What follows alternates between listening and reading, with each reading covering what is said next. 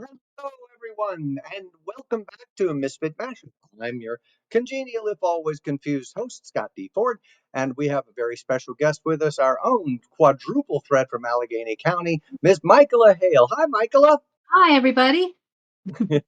Okay, I gotta say, we're gonna head and deal with the issue right up front. Now, she's a teacher, so I'm not too afraid of getting my grammar corrected, or to have anything else that I might have done wrong in school be brought to the fore. But we're really here to talk more about your art side. So I'm so happy to have you on the show. Have you ever done a show like this before? No, I've never done a show like this before, and I really appreciate the offer. So thank you for the invitation. It's our pleasure. We do this primarily as a free service to Allegheny County so that we can highlight some of the local artists in our area because our area is so superbly blessed with talent that we don't think that there's enough shining of the light on what you guys do. Now, in addition to being a teacher and an actor, you have also professionally worked for Mickey Mouse, I understand. That's right. I work for the Big Cheese in Orlando. And we'll touch on that in a minute.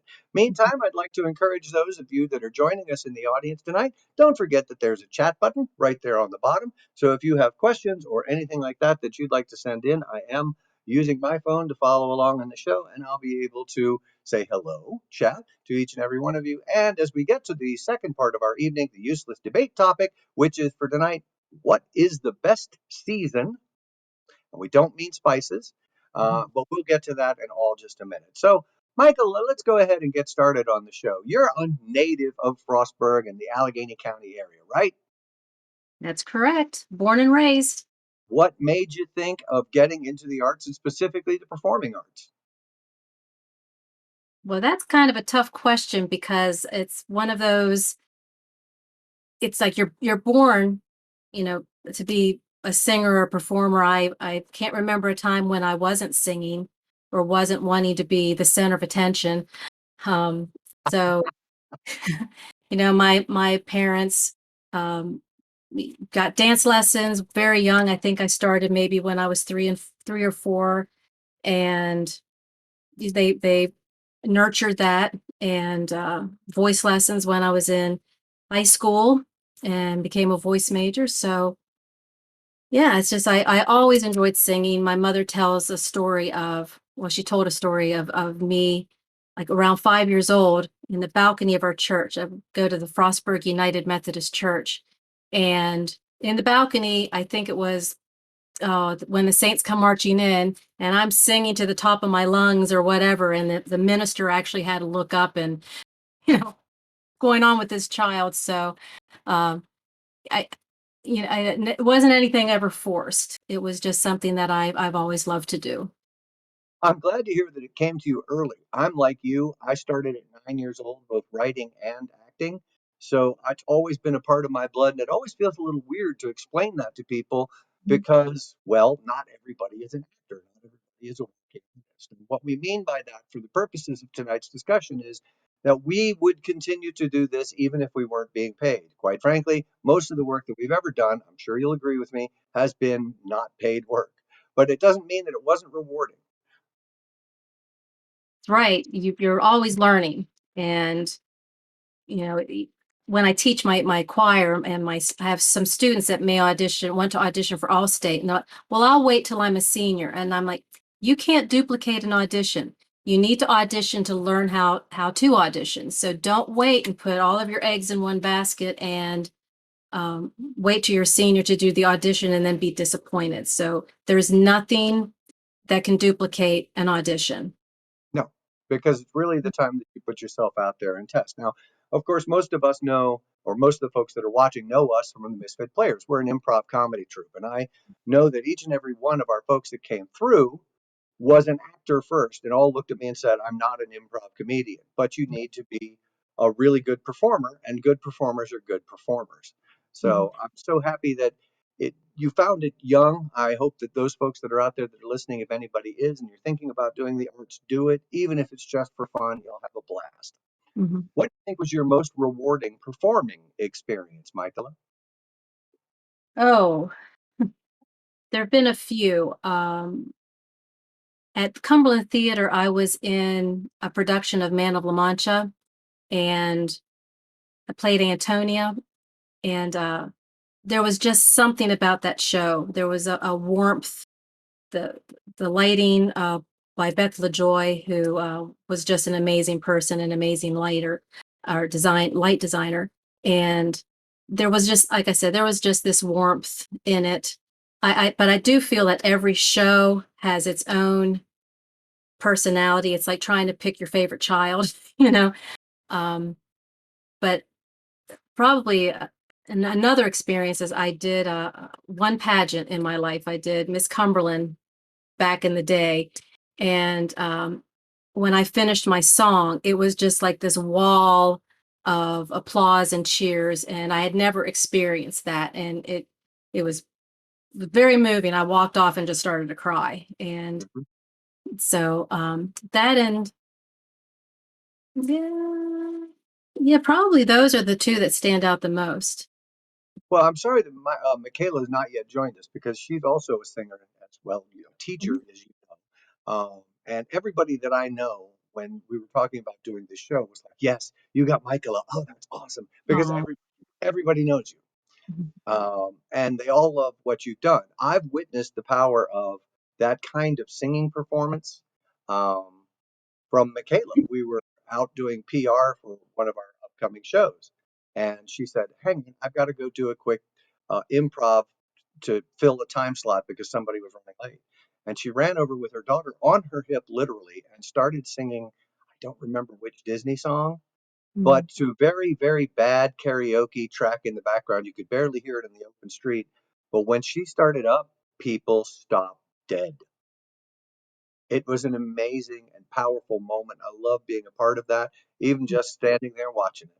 So I'm sure you must have experienced that kind of joy and power as a performer as well. Well, there have been times, there were a few times, like when I worked at Disney. Now I worked at the Grand Floridian Resort, and I worked in the cafe. You know, how do you spell actor? You know what? WAITRESS. You know, oh, you're an actor. Can I see a menu?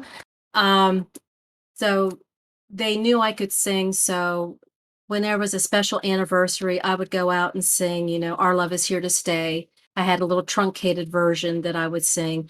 And, then you hear the restaurant would just be quiet to listen, and then you get applause. But that's not why you do it. You want to make special and have magic for your Do it, um do it, do it. This is my version. Come on, come on. yeah. No, maybe later on. Okay, can't blame a fella for trying I know. though.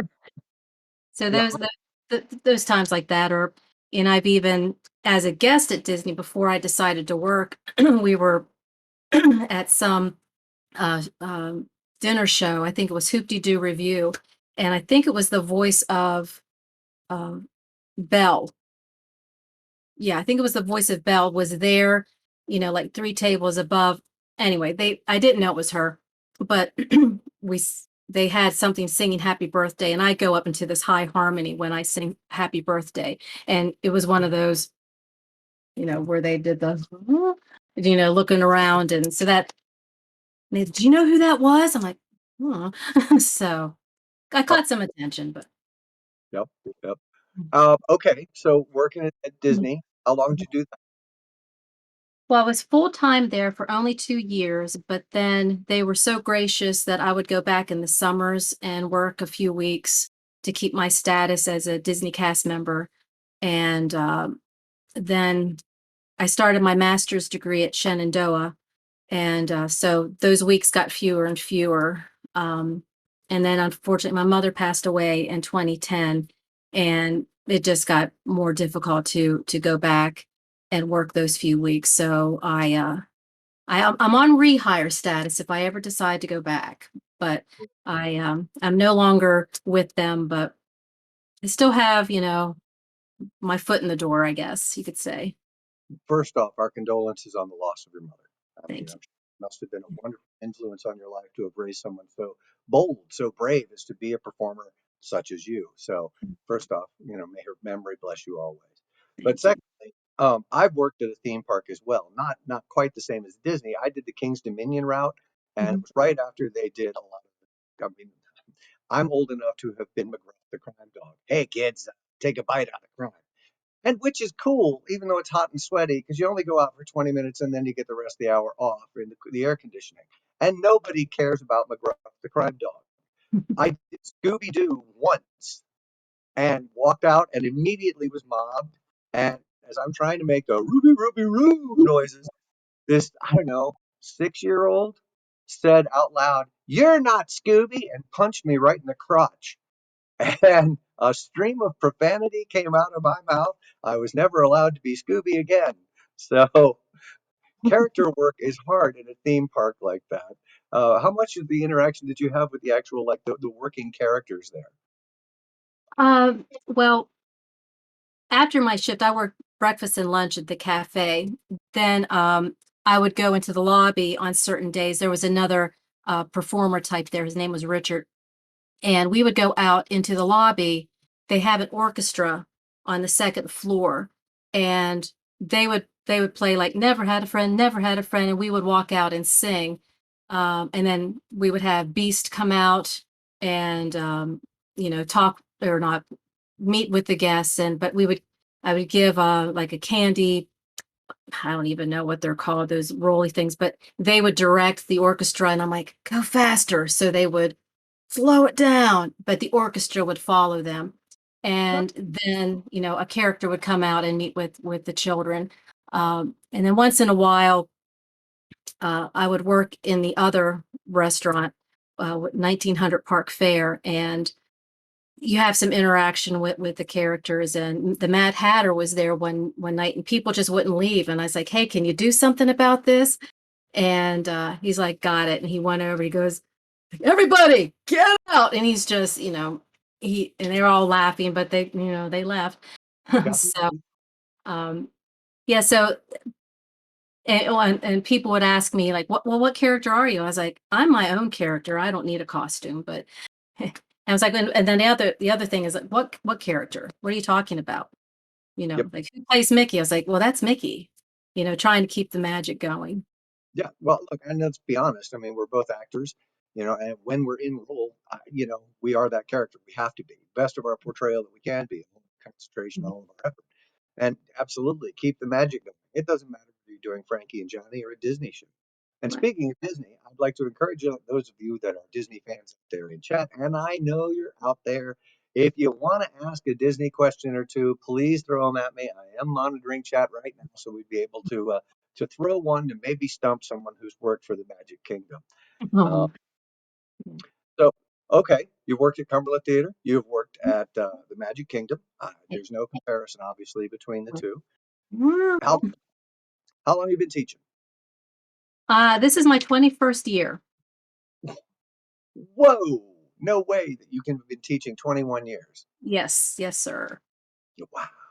Okay, Yeah. and you're the child of a teacher. I'm the child of a teacher, correct? Yes. What made you want to do it? God knows I don't want to. Well, it's funny you should say that because my mother was a fifth grade teacher at Bell Elementary, and she would stay after school and check notebook after notebook. She would had a like a tin of pencils, and if the child got a perfect score or only missed one, she would tape a pencil to their notebook and hand that back to them. But she would be at school later, and then be at the kitchen table working on stuff. And I was like, I don't want to be a teacher. You work too hard. And, but she was a wonderful teacher. Um, but then when I was working at Disney, and believe it or not, this was a feeling I had. I worked in one of the most beautiful resorts there is. And every once in a while, you would see Cinderella's coach go by with a bride going to the wedding pavilion. Um, and I was like, how can I be homesick? How can I feel like I needed to be doing more with my life? Not so much homesick, but I just felt like I needed to be doing something more. And then the opportunity came for me to come back home. And do a long-term substitute teaching job at my alma mater, Bell High. So I did that, and I started in August, and then December I was told that the regular teacher would be coming back in January. So I told the kids, and I cried like just an idiot. No one told me you would fall in love with the kids, and just to see what they can do, their personalities, and just how they are, and I was hooked. Yep. After that, that was it. See, you're the son of an elementary or the daughter of an elementary school teacher. I'm the son of a college professor. So Mm. I absolutely did not want to teach. And then I founded a production company and I ended up teaching so many things, you know, teaching improv comedy, teaching people how to do comedy, how to write, which is my personal uh, favorite thing that I do, which is the written. How about you? Do you dally at a keyboard, write stuff? I just kind of missed that last part. Your Sure, favorite sorry thing about is that. writing? Is that what I you like said? writing. Do you write? I don't sit down and write, but when something is going, then I can add to it. What's the word? Like I'm an arranger, I guess in a way, like a musical arranger, but I can do that with other things. I guess with when I'm doing scenes with students with their shows. It's like, hey, this line I think means this. Why don't we try this and see if we can get this double meaning going? So, You've got a whole generation now of actors then that you've taught. mm. Um, I never really took a lot of formal training for acting, but I'm so happy to hear that you did. I ended up knocking about a lot like you did, getting a bunch of my experience.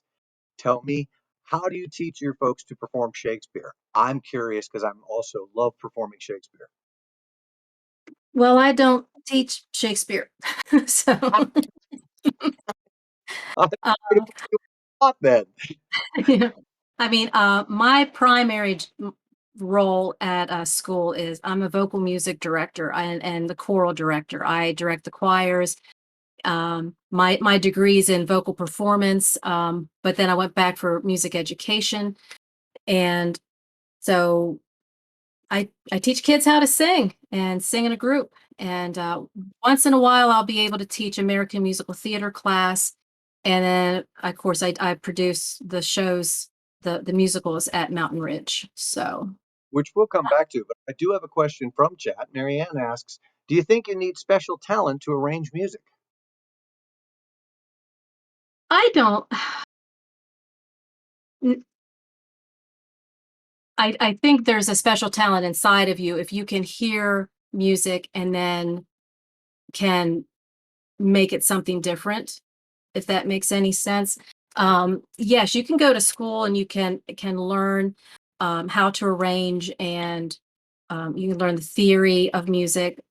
But if it's something that you are creating because you heard a tune and you're creating it, that's all natural. And so yeah, I think you can have both.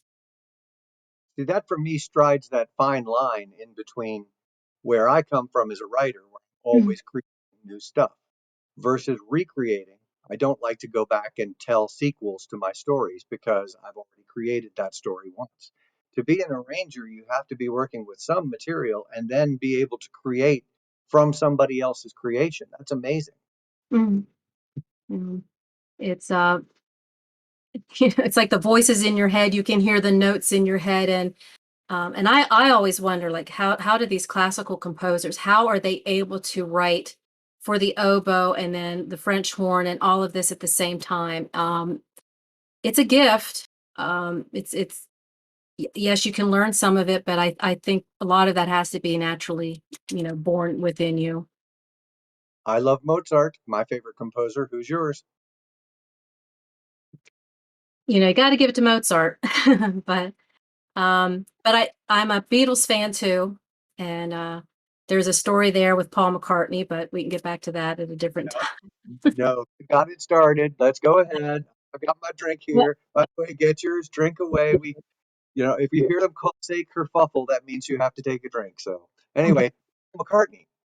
McCartney. Those of you who haven't heard my story about McCartney, My husband was a huge McCartney fan, Beatles fan, and so we were on and off, back and forth for a number of years, and I would make the joke I chased him till he caught me, Okay, wait. and Do you mean on and off as in you were trying to date Paul McCartney? I no, mean, anyway. no, with my husband Luke, um, he so when we got back together for the final time in 2009, the following year in 2010, he had me meet him in Pittsburgh for a Paul McCartney concert. And we were walking down the aisle, and I kept on the floor, and I was like, "Where are our seats?" And he turned to me and said, "One, row one." And so, hey, Michaela. So we were row one, and after this for the song "My Love," he turned me around and he proposed to me. And Paul McCartney, it's on YouTube, but he had sent a note back to, he had like 5 different letters, and he sent one backstage, and they made it happen. And we had a cameraman, and we ended up on the jumbotron, and Luke had spelled out my name, how to say it correctly, and yep. So Awesome. yeah, so yeah. Another question from chat. Okay. Christy asks, do you have any shows or roles that you still want to produce or perform that you haven't done yet? Um, well, I'm getting ready to do Mamma Mia with my high school students in the spring. That's going to be a fun show. I would love to be in it, but I'm not going to do that to my kids. Um, mm, I guess the show that I would really like to do is Hello Dolly, but that's a big role. It's huge. Um, but yeah, I mean there's yeah, I don't there are so many out there, but um yeah, to I would like to be Donna in Mamma Mia, and I'd like to do a Dolly, but other than that, bring any of them on. So, Well, as they say, if you have a dream and you adopt it, it becomes a goal. If you have a goal and you put steps to do that, you have a plan. If you have a plan and you put effort behind it, it becomes reality. I hope you get a chance to do all of those roles. Now, thanks. Michaela, as you called out, has already joined us, so we'll bring her in. Of Mhm. course, it's always a delight. Hi, how are you tonight? I'm doing well. Oh my gosh, I was staying quiet and listening in. But I did see on Facebook that Paul McCartney proposal. Oh my gosh. Oh my Yeah, gosh. my husband was an amazing human being, and he made that happen. So Oh, How many do you ever get on a show that said, "Oh yeah, Paul McCartney helped me get married"? seriously.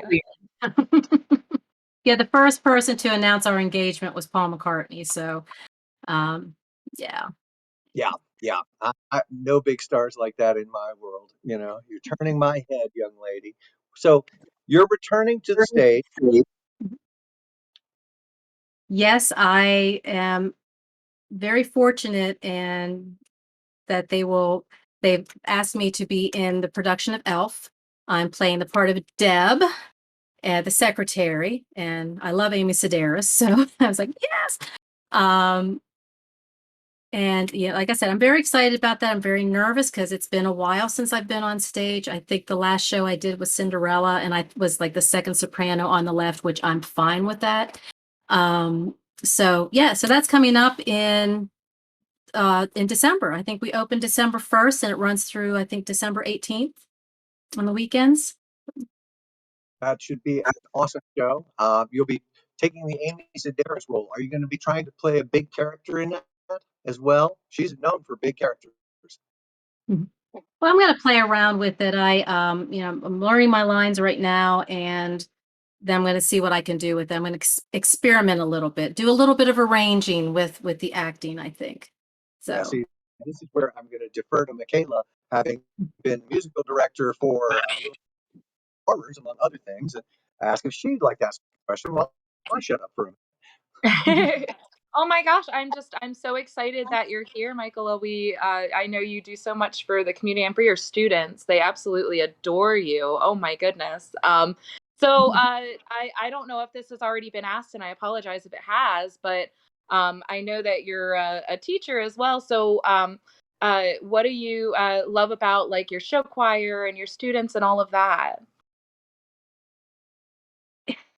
Number one, I love like their enthusiasm. I mean, those are the kids that want to be there.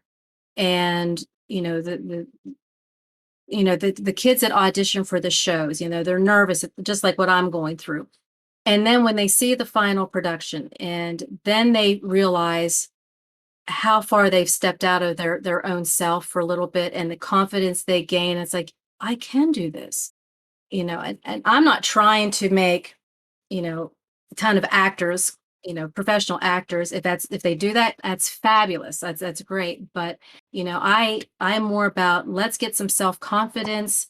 This is an opportunity for you to shine. And so that's a lot of the excitement for me is just to watch them grow and make a role their own. So there's just so many things, they're so much fun and they're so funny and they're so kind. Um, and yeah, I love the kids. They're just great. They're basically why we do what we do. I mean, we're Mhm. here to try and make there's another voice out there that's an independent voice so that the folks, if they've got an original screenplay, an original idea, there's also an opportunity to get work done for folks who are less visible on the stage, Mhm. and had the same opportunity. So we're feeling always blessed to bring a new talent to at least the little spotlight that we've got. Mhm. And so, yeah, if you we've done wonderful children performers that are now on the verge of becoming adults. Ariana Fiorentino, goodness, she's certainly a rising star.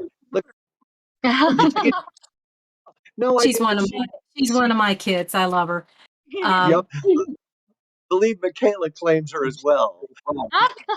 Michaela, Michaela, we got it. Yeah, Yep, yeah, exactly. But you do bring up a great point that I'm an actor, and when I direct things from an actor's perspective, and I sometimes the probably where you're going to make the money and probably where you can also be creative and also is backstage. We have wonderful people who come in and teach the students how to, hang lights and change gels and come up with lighting pots and plots rather, and also do sound, design sound so that they're learning that and do backstage stuff, work on the set pieces. We do some co-curricular with our tech teacher, and his students build our sets in for the spring musical. Um, and I go talk to the kids and you get them donuts or whatever, but just to let them know what they are doing is just as important as the people on the stage. In fact, if it wasn't for them, we wouldn't look so good. it's why So, we it's why we have such a properly named company. We're Misfit Toys Industries because a working production company employs hairdressers and employs electricians and employs carpenters and employs everybody in the arts and even in the practical, world of work. Uh, so I'm happy that we have the opportunity to get any time to share our work here. So yeah, I love it. I love that backstage attitude. There's no such thing as small work. One thing I always wanted to encourage students to do is write. There's not enough opportunity for young writers to get their stuff out there. So if you know a good one, send them our way. fly. It's have a fly. It's sorry. Yeah, I didn't give him billing. Hang on, let me write his name. Put, put him in the closing credits. Marty McFly. That's who that is. There you go. I'm sorry. No, we're Oh, doing some kitchen renovations and the the dust and everything. That's why I didn't want to try to sing and fail miserably. But Oh, we have the garage door open and windows open to dry stuff. So we've got all kinds of little extra visitors flying around here. So forgive me. just want to share with you a comment in chat, which is Mary Ann, in response to your stuff, has been saying that that's the sign of a great teacher. showing the kids that they've got what it takes. You know, there's no more powerful statement than, I love this when I get to say it as a producer, I believe in you. Mhm. Just to watch somebody happily melt is one Mhm. of my favorite joys. Yeah. I have a former student who was just in rent at the embassy, and when I had him at Mountain Ridge, we did Music Man, and he was singing, and he's like, "I'm going to sing this an octave lower because that's just too high." I'm like, "No, you're a tenor. You got that. Let me show you how." And trying to have him focus a certain way so that he could do it, and he was fine. And then in Rent, he's singing all this high tenor stuff. So afterwards, I'm like, "Remember Music Man?" and when you said you couldn't hit those high notes, yeah, you can. So it's kind of, they had to trust themselves is what it was. It wasn't so much that I think he knew he could do it, but it's, as a 10th grader, how can I go out there and let this rip and then maybe fail or I'm not sure, because 10th grade is a very precious time. It's not, the confidence isn't there yet, but trying to give the kids confidence because they can do it. You can do this. And that's the beauty of live theater. If something happens, you just go on. It's going to be fine. So, Which is a great life skill. mhm, You know, you're gonna make mistakes. Uh, go on from them. mhm. Yeah. Definitely. I always I always tell people, and the folks that I work with, I don't mind that you make mistakes. Keep making new mistakes. As long as you're making new mistakes, we're doing fine. If you keep making the same old mistake, we're going to have a different chat. True. Yep. Well, and like some of the kids are like, well, I really can't block this. I don't know my lines. Or I said, go ahead, get off of the book, fall on your face, then you'll remember it. And, just, it's okay to stumble. It's okay. You're not going to know. So don't be afraid to let go of, the security blanket, Yeah. and you'll be fine. I'm sure, Michaela, you understand that. I'm sure you recognize, like, with your students that like I know I've stopped saying I'm so proud of you, and I started saying you should be so proud of yourself, because they know that I'm proud of them, but I want them to be proud of themselves for what they're doing. And yeah, absolutely. Yeah, when they have that confidence in themselves and they hit something and it's like, "Oh my gosh," when they go for it 100%, even if they fall on their face, like 99% of the time, if you open up, you let go, and you just go for it, you're going to be surprised with how well you do. And you'll be like, or even like you said with the lines, like, go off book, you'll be surprised with how much you actually remember when you're not thinking about it and you just go for it. Like, yeah, yeah. Mary Ann, one of our dedicated viewers, hi Mary Ann, also our OSHA safety officer, has called a kerfuffle. So if you've got a beverage, please take a sip just a minute to remain hydrated. I got you. Let me grab my Soda stream. So, Yep. just for man. Unspeedy for me. Thank you, Mary Ann. We all appreciate it. So that gives me a chance to call two things. The first is chat. If you've got any more questions that you'd like to ask before the evening is over, please go ahead and make sure that you get them in now, because we're about to move to the useless debate section just for a little light touch on what is the best season. Now, ordinarily, I'm just the moderator in this debate. I actually have no opinion. I just actually ask questions. So, Michaela, you've had a chance to study the question. I'll give Michaela a chance to think on what it is that you said. What did you nominate as the best season? All right. So I nominate fall as the best season. Because even though it is a busy time of year, I really love the feeling of the change. It's nice to have some new things happening. It's nice to start off fresh. But I also love the weather and the temperature, because it's not usually not too hot or not too cold. And if it's too cold, you can just put on a sweater or a jacket or something, and it's like perfect. I love the aesthetic of the leaves changing colors. Oh my gosh, it's beautiful. And you got some of the greatest holidays, because you've got um, Halloween in there, and you've got Thanksgiving in there before it turns officially winter. So I nominate fall. Michaela, do you agree with fall, or would you like to know? Well, I do like fall.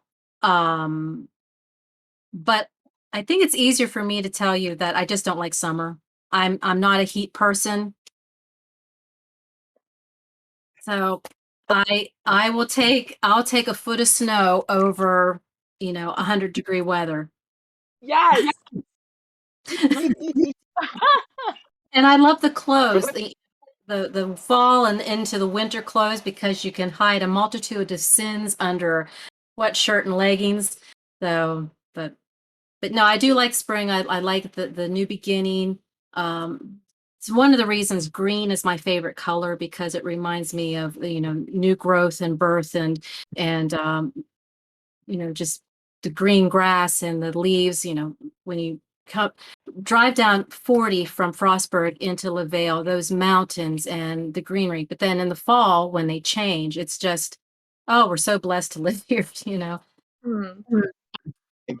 oddly enough, and before I continue with the debate, I'll impart a little knowledge. Did you know that the human eye can see the shade green more than any other's color? We can see more shades of green than anything else, and there's a really good reason for that. And that is when we were just coming out of the trees and living in the tall grass, you need to be able to see what's moving. So different shades of green become more important than anything else in what you can see. So it's kind of a weird thing. I would like to find only two things as I've thought about it.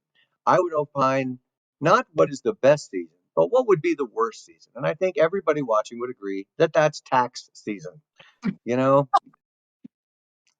because it falls right around March, which is shitty weather anyway. I hate March. It's the time of the year when it's just blowy and gray and awful. So, yeah, anyway, and then of course, from my point of view, the best season is mating season. You know, sorry.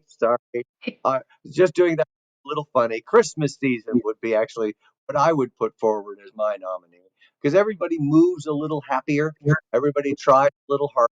Everybody seems to want to do something for the other guy. And I always appreciate that part because I think that the world would be a whole lot better if we just added a touch of looking out for the other guy to our daily routine. Mhm. So, I have to add that Bugs Bunny and Daffy Duck might argue with you on the tax season being the worst and say that rabbit season or duck season is the worst. yeah. But this is where, as teachers, of course, we also get the opportunity to realize that the Looney Tunes imparted wisdom that we use to this day. First off, how many of us learned classical music by watching Looney Tunes? Yep. Yep. Okay. And secondly, we learned that the physics of the real world don't match Looney Tunes. Like, I couldn't hit my sister in the head with a frying pan and expect the frying pan to be the shape of her face. Oh, Yeah. man. Yeah, if you run off the edge of a cliff, you will not stand there for a few seconds and enjoy the view before you fall. Maze, man. I mean, I forget who it was. Christy, my friend and love of my life, always points out a meme that she saw, which is growing up, she expected there to be a lot more quicksand everywhere. Yeah. True. So, it seems that, oh goodness, I'm getting lots of boos on chat for my very bad jokes. Thank you so much. Spring and seem to be the two that everybody goes with. So, unless we have a division of the house that indicates differently, I'll adopt that. That's good. What are you looking forward to in the next couple of years as you return to the stage and continue to teach and all of that? Michael? Yeah, you're going in and out. I'm sorry. I'm Yeah, trying it really cut hard. out a little bit. Yeah. Sorry about Yeah. that. I talk too fast sometimes for the microphone to pick it up. What are you looking Maybe if forward I to? mute. Hold on a second. Let me mute. See if that might help.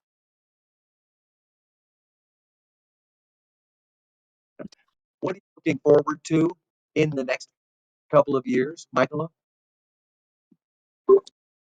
Well, I look to continue to grow the program because, I'm not going to lie, COVID took a hit. The music program, well, the choral program took a hit because everything's sung inside and, when the kids I can be in band, I can be outside, which I'm happy. and I tell the kids when they're doing their schedules, I said, make sure you keep something in your schedule that makes that's creative, an art class, a choir, band, do yearbook, do something to keep you creative. You need something to keep you human. So I am looking forward to rebuilding the choir a bit to get the interest back. I don't know, maybe Michaela has noticed this, but I guess COVID just meant, do I have, it's just that letdown, and Oh I yeah. see the kids coming back. I see it's happening, and I think the more we can do and be visible, then I say, oh, I didn't know that happened, and I can do that. I didn't know that happened at our school. So because they haven't been a part of it, Right. it's so those are the things, and just keep doing shows, and I'm hoping that this year would be our year to go to Disney and sing Candlelight Processional. Oh yeah. But yeah, I've taken, I think, 7 choirs to Orlando to sing at the Candlelight Processional. This would have been our year to do that. And the band goes with us and they march Main Street Parade. But they're still not having outside groups. So we're going to try to do a trip in April, um, which is not the same, but get them there. Do some workshops that follow the standards, the educational standards, the national standards, and then hopefully, if we can't perform at Disney, like well, that's how old I am. Downtown Disney, Disney Springs. Um, Maybe we can do something at Universal. So we're trying to learn a little show choir piece, and, and it's a Beatles medley. You're gonna love it. Yeah. um, but we have to do something for this year's seniors, because when they were freshmen, we went to Disney, and then the kids that didn't get to go, they knew they could go their senior year. So, like I said, it's April, but try to get the candlelight back. I'm trying to actually have a reunion with my former students and my current choir, December the 11th. I want to do a candlelight reunion. So after I do Elf, run back to Frostburg and we'll do the candlelight. I think it's at 7 o'clock. So, but yeah, just get trying to find a way to set those fires again, get those kids excited again. And it's happening. It's slow, but it's happening. So God bless them. Those poor things. It's been rough. The desire is never going to go away. They'll No. always want it. So thank God for that. Mhm. Question from chat. What's your favorite song to sing? Did I freeze? Crap. Yes, you froze. You My did. I can still hear you though. favorite song to sing. Probably one of my audition pieces is If I Loved You. Um, um, can't even remember what show it's from. Oh, I think it's Carousel. Is that right? Yeah.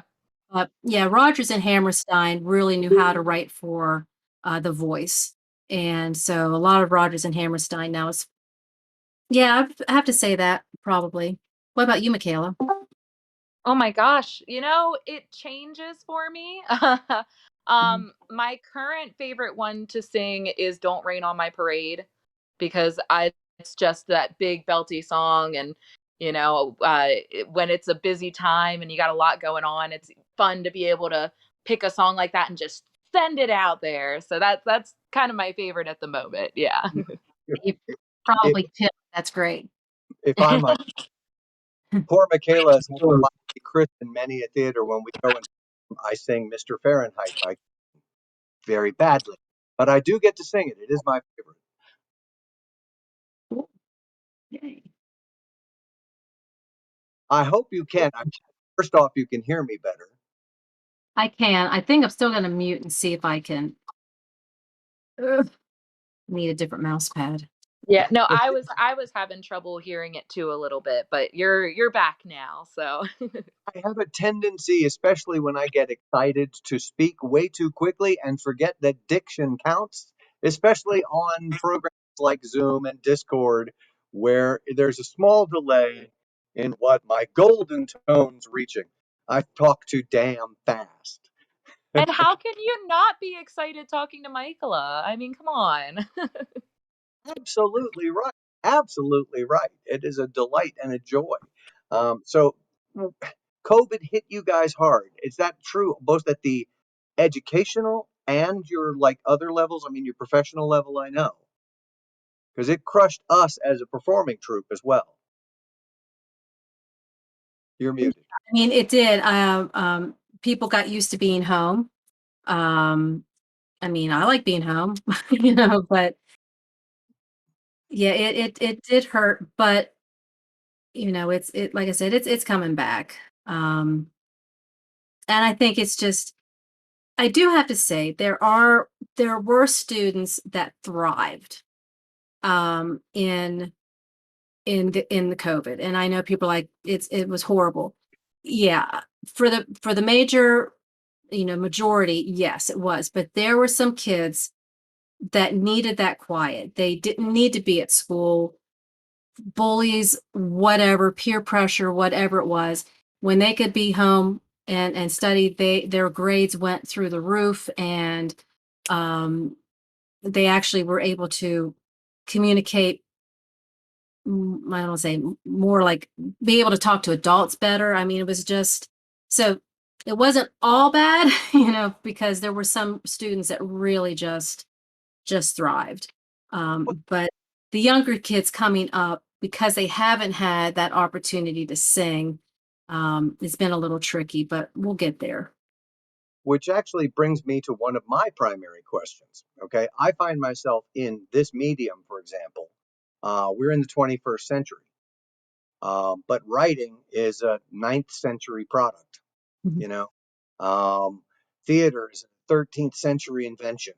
Um, chorus is so medieval, mhm, and trying to get students or young people away from media so much and into the basic performance skills is like trying to pull eye teeth sometimes. mhm. If you want to be a YouTube star, you still need to be a great performer, and great performers are trained in school. At high school, usually is where they get their first start. So I wondered if you'd want to speak to that challenge of the new technological era. Well, I don't know how much of it was new just because of COVID, because there were students probably in my fifth year at Mountain Ridge that were producing little videos and doing little shows. They would run out into the woods somewhere and film stuff. Um, so I mean, I encourage it. It's but at the same time, I'm like, can you teach me a little bit too?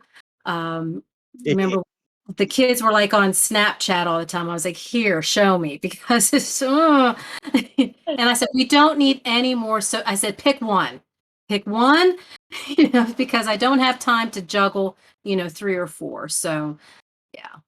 See, that's Yep. one, as a writer, one of my thesis is that right as we got to Instagram and all of the various social medias, we fractured our communication system. We no longer use the unified communication system. When we were growing up, it was telephone, mail, you know, maybe email. Michaela, I'm sure you're, well, I'm old as dirt. So, yeah, I was we, still born before the internet, believe it or not. um, but I agree with you though on the whole like technology and everything. Like my students teach me so much more about technology than I ever even like. I remember, teaching my grandmother how to set up Facebook and how to set up like different accounts because she wanted to be on Facebook and connect with you. And like I remember telling her, showing her how to set that up. And then I had a student come in and was talking about TikTok, and they're showing me TikTok, and I'm like, I feel like I know exactly now how my grandmother felt when I was explaining Facebook to her. And oh gosh, don't get me started on having the Alexa. They know how to. I just say like, Alexa, can you? And it does stuff, but like they're like, oh, have you asked it to do this? Oh, do you know if you push this button, it does that? I'm like, show me. I have no idea. But in the same vein, for example, let's talk about basic performance skills. As an actor, I've noticed that younger actors are, one, not sure what to do if they're not looking at a camera that's 6 inches from their face. They Mhm. can't quite connect to project out to the audience what it is that you're doing. They struggle with that. And then the other is just that instantaneous gratification that makes it very hard to get them sometimes through rehearsals because they're not receiving that immediate feedback that they want. And to teach it that it's as if it's a craft is a little harder now than it ever has been, in my humble opinion. Yeah, you're a professional. Maybe you differ. To be honest, it depends on the student. It depends on the individual. Um, I have some kids that it's just glued, and other kids, it's they put it down, they're fine. I do remember back, this was a while ago when we did Miracle on 34th Street. I just put a basket out and I said, put your phones in there. Just, you can have them back. I'm not going to touch them. Just put them in there. And now in the back of my room, I have, everything, every school in Allegheny County has one that's just little pockets that you could put your cell phone in. And I call it Mr. Pockets. I said, don't make me bring out Mr. Pockets. Just, put your phones away. Um, but there's between classes, I'm in a different part of the building, uh, monitoring a different class. And then when I come back, some of my students are already there and they're on their phones, which I don't mind. They're usually playing games or, um, you know, taking their pictures, but they're quiet. I was like, wait a minute, this is quiet. I've never had this. And I made the statement to them. I was like, for something called social media, it's really taken away how we need to be social. I Yep. said, you've got people right beside you. Ask them how their day is. I was It's always the tenor in choir. So of course I'm in the bad section. It's like being a trombonist. Where's the trouble started? It's probably in the tenors. Mhm. So I also agree because it's like I loved being the guy to start a little mischief. They, I mean, but they'll sing. They'll put it away and then they sing. But as soon as we're done, they want the phone out. And, I, as long as they're being respectful, I don't mind. But normally, like my show choir, when they're so busy, they're not on. It depends again on the individual, and each class has its own little personality. So you just kind of have to, um, it's like each class is a child, so you just have to treat each of your children differently, or you know. So You can't help but wonder how we make a Star Trek episode. You were cutting out again, Scott.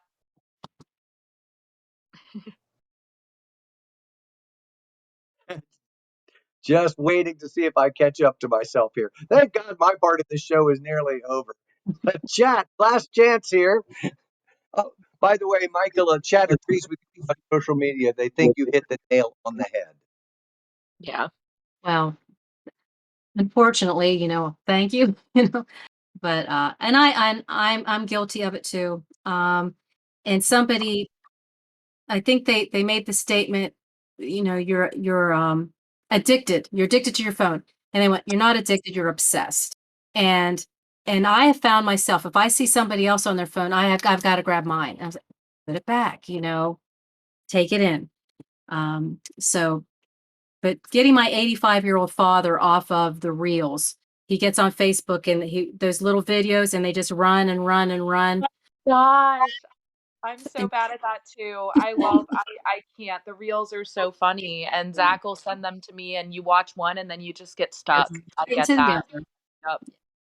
But we're working on it. So My only objection to social media in the arts is that it's all about comparison versus being the expression of who you are, which is why I love the arts.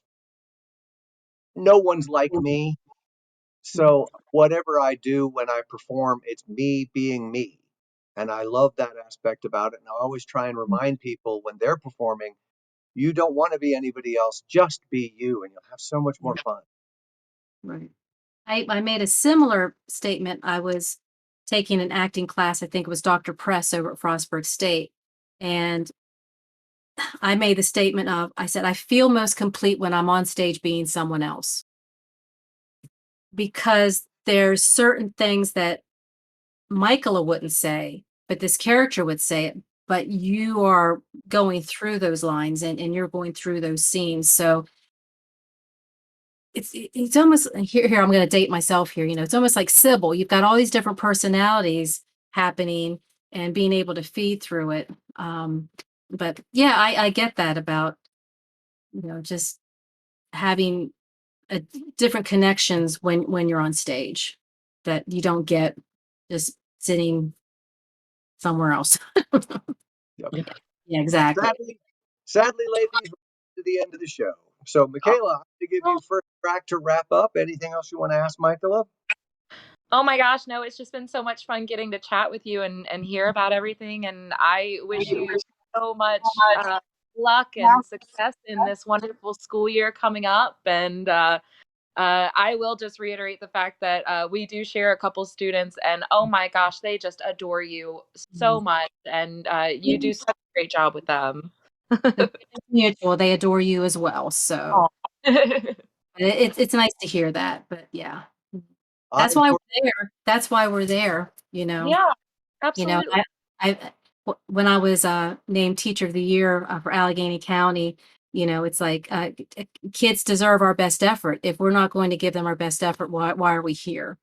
So we teach a whole child. We just don't teach, one, two, three little things that, they're so much more involved. So anyway, just had to get that out there. that's fine. You feel That's free. In great. fact, I was about to say, as we're coming to the end of the program, you're welcome to come back. We are all to invite our guests back when they've got new projects or your programs are coming up for the school. I know how hard it is to get PR, especially for school productions, where we could do anything that would gin up any kind of interest. Don't be afraid to bring one of the stars or one of the children who'll be happy to have the opportunity in front of a camera. We'd be delighted to share our spotlight. Oh, that's wonderful. Thank you so much for that invitation. That means a lot. Thank you.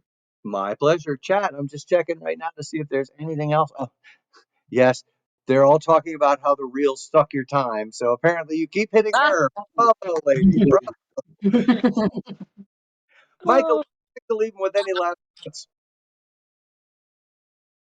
I'm sorry, what? Sure. Do you have any last thoughts that you want to send out to the world before we wrap up? No, it's just like we were saying before, follow your dreams. If not now, when? And I said before I moved to Disney and I packed up my car and I just said, I don't want to be 80 years old sitting in a rocking chair saying, I wish I had. I want to be able to say, I'm glad I did. So you follow your dreams and it might lead you somewhere else you weren't expecting, to a different dream and a different reality. So Yep. keep at it. The entire universe, everything we see, was created using only one tool, the mistake. Go and make as many as you possibly can. Right. That's awesome. Well, Michaela, I'm so delighted. Thank you so much for joining us. Michaela, it's always a pleasure to share your screen. Uh, Aw, and sweet. I am the congenial and confused Scott D. Ford saying goodnight for myself and for Trey Piper, the man, the magic behind the screen. Let's get a round of applause for Trey. Good deal. He's going to be silent. I'm Scott D. Ford. We'll see you on the 17th of October. Thank you guys so much for watching Misfit Mashup. Thank you. Whoa, dance and glow. The good days never seem to last. They're gone before you know. Ooh, feel that glow. And savor the taste of life as you go.